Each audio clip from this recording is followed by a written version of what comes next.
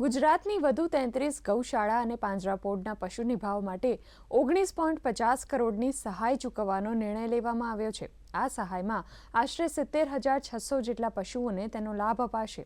Public trust act હેઠળ નોંધાયેલી ગૌશાળા અને પાંજરાપોળને આર્થિક સહાય ચૂકવવામાં આવશે। રાજ્ય સરકાર દ્વારા ઓનલાઈન અરજી દાખલ કરવા માટે પોર્ટલની શરૂઆત કરવામાં આવી છે।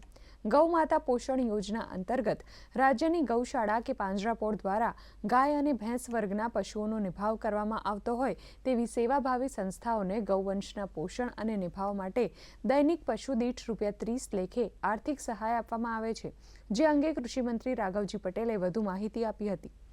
પશુપાલન સચિવશ્રીના અધ્યક્ષપણા હેઠળ રાજ્ય સમિતિની રચના કરાયેલ છે। પ્રથમ તબક્કા માહે એપ્રિલ 24 થી જૂન 24 માટે કુલ 1522 સંસ્થાઓને 4,48,916 પશુઓ માટે રાજ્ય સરકાર દ્વારા ₹122.55 કરોડની સહાય ચૂકવવામાં આવેલ છે। બીજો તબક્કો માહે જુલાઈ 24 થી સપ્ટેમ્બર 24 માટે કુલ 575 સંસ્થાઓના 1,75,614 પશુઓ માટે રાજ્ય સરકાર દ્વારા ₹48.47 કરોડની સહાય ચૂકવવામાં આવેલ છે।